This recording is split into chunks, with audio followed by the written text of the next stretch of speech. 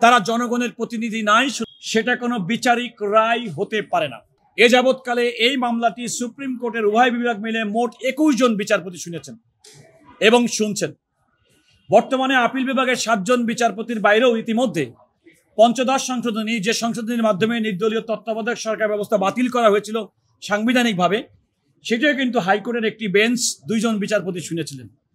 তো সুতরাং 21 জন বিচারপতি যে মামলা শুনেন তার গুরুত্ব কত বেশি সেটা আপনারা বুঝতেই পারেন। আমি আদালতকে বলেছি, মাননীয় বিচারপতি এম খায়রুল হক সাহেব যে রায়টি দিয়েছেন এবং সেই রায়টি দেওয়ার ক্ষেত্রে তিনি তার ব্যক্তিগত কিছু অভিজ্ঞতা উল্লেখ করেছেন। তার মধ্যে একটি অভিজ্ঞতার কথা হচ্ছে, তিনি একদিন জাজেস লাউঞ্জে যখন চা খাচ্ছিলেন তখন বাইরে কিছু আইনজীবী তাদেরকে অবরোধ করেছেন। প্রধান বিচারপতিকে বলেছেন যে আপনি একটু ওদের সঙ্গে কথা বলেন, তিনি কথা বলেননি। উনার তখন মনে হয়েছে এই প্রধান বিচারপতি ভবিষ্যতে হয়তো নির্দলীয় তত্ত্বাবধায়ক সরকার ব্যবস্থার প্রধান হবেন, এই চিন্তা করে উনি বুঝি আইনজীবীদেরকে সরাতে চেষ্টা করেননি। আমি বলেছি, ওনার যে সমস্ত মামলার এই রায় দেওয়ার ক্ষেত্রে যে সমস্ত ঘটনার উল্লেখ করেছেন তা সম্পূর্ণভাবে তার ব্যক্তিগত ইচ্ছা এবং ব্যক্তিগত বক্তব্য, সেটা কোনো বিচারিক রায় হতে পারে না।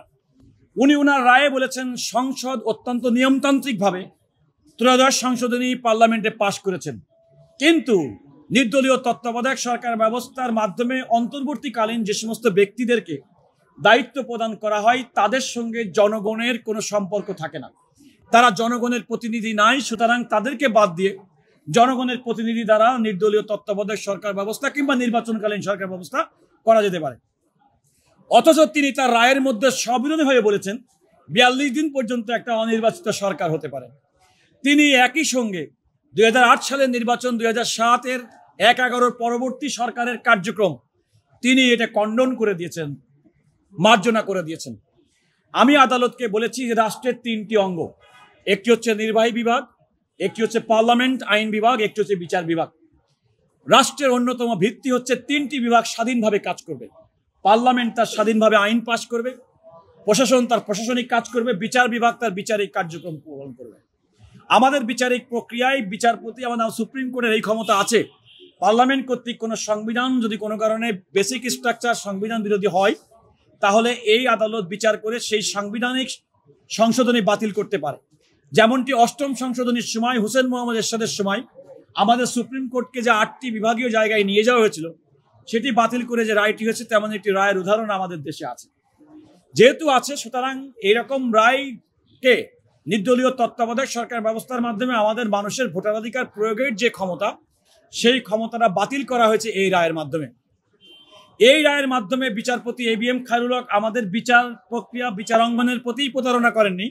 আমি শব্দটা বলেছি fraud, not only fraud upon the court but also fraud upon the nation, অর্থাৎ পুরা জাতির পরে প্রতারণা। কারণ জাতিরকে উনি জাতির পরে বলেছেন যে তত্ত্বাবধায়ক সরকার ব্যবস্থা জাতির উপর চাপিয়ে দেওয়া হয়েছে। আমি ওনার রায় থেকে পড়ে শুনিয়েছি, জাতিকে গলাধকরণ করানো হয়েছে। আমি বলেছি এই অবজারভেশনের সঙ্গে একমত না, কারণ বাংলাদেশের মানুষ নির্দলীয় তত্ত্বাবধায়ক সরকার ব্যবস্থা চালু হওয়ার পরে 1996 সালে এবং 2001 সালের নির্বাচনে মানুষ ভোট দিতে পেরেছে।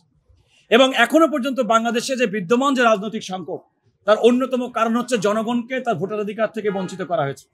আমি আদালতের কাছে সুস্পষ্টভাবে 2008 সালের নির্বাচন, যেটা আমি বলেছি এটা অনিয়মতান্ত্রিক পদ্ধতিতে নির্বাচন হয়েছে।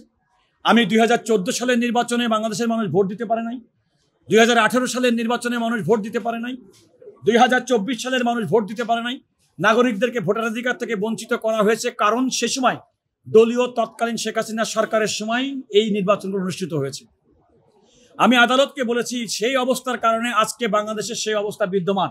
নির্দলীয় তত্ত্বাবধায়ক সরকার ব্যবস্থার যে প্রয়োজনীয়তা বেগম খালেদা জিয়া ত্রয়োদশ সংশোধনীর মাধ্যমে দেশে অনুভব করেছিলেন, সেটি এখনো পর্যন্ত কার্যকর হয়েছে।